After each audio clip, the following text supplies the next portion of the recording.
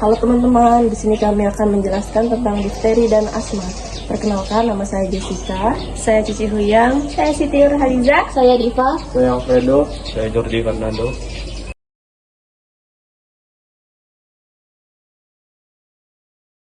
Difteri adalah penyakit infeksi bakteri yang disebabkan oleh bakteri Corynebacterium diphtheria. Bakteri ini mengeluarkan racun yang dapat menyebabkan pembentukan lapisan abu-abu pada tenggorokan dan bagian belakang tenggorokan. 1. Penyebab dan penularan. Difteri disebabkan oleh bakteri Corynebacteria. Penularannya terutama melalui udara ketika seseorang yang terinfeksi batuk atau bersin. 2. Gejala umum. Gejala awal melibatkan demam, sakit tenggorokan, dan kelelahan. Pembentukan lapisan abu-abu pada tenggorokan dapat menyebabkan kesulitan bernapas. 3. Pencegahan. Vaksin DPT, difteri pertussis tetanus, merupakan cara efektif untuk mencegah difteri. Imunisasi rutin pada anak-anak sangat penting. 4. Komplikasi. Komplikasi yang mungkin timbul melibatkan organ seperti jantung dan saraf. 5. Eradikasi dan pengendalian.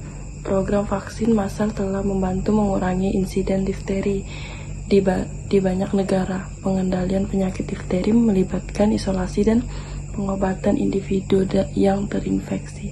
6. Pentingnya vaksinasi. Vaksinasi adalah langkah kunci dalam mencegah penyebaran difteri dan melindungi populasi dari penyakit serius ini. Asma adalah penyakit kronis pada saluran pernapasan yang ditandai oleh peradangan dan penyempitan pada saluran udara. Berikut adalah beberapa poin penting tentang asma. 1. Definisi dan karakteristik. Asma adalah kondisi pernapasan kronis yang melibatkan peradangan pada saluran udara. Salah satu ciri khasnya adalah penyempitan saluran udara yang menyebabkan kesulitan bernapas. 2. Penyebab dan pemicu. Faktor genetik lingkungan dapat berkontribusi pada perkembangan asma. Pemicu umum termasuk alergen, debu, bulu hewan, infeksi saluran pernapasan, olahraga, udara dingin, atau paparan asap rokok.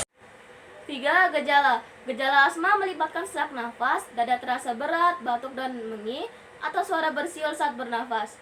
Gejala dapat bervariasi dari ringan hingga berat dan serangan asma dapat terjadi tiba-tiba. 4. Diagnosis. Diagnosis asma melibatkan riwayat klinis, pemeriksaan fisik, dan tes fungsi pernapasan. Tes spirometri sering digunakan untuk mengatur kapasitas paru-paru dan deteksi penyempitan saluran udara. 5.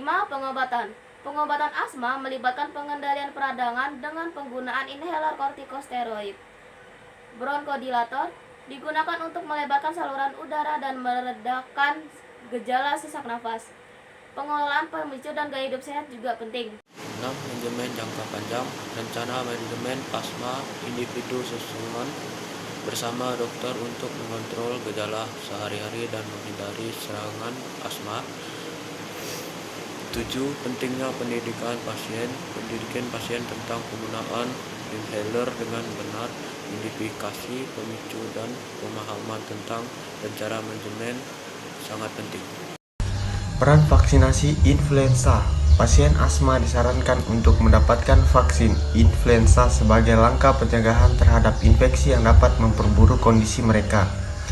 Pentingnya konsultasi medis. Konsultasi dengan dokter adalah kunci untuk diagnosis yang tepat dan manajemen yang efektif. Setiap individu dengan gejala asma sebaiknya mencari bantuan profesional kesehatan untuk penanganan yang tepat sesuai dengan kebutuhan mereka. Penjelasan dari kami, terima kasih. Dadah!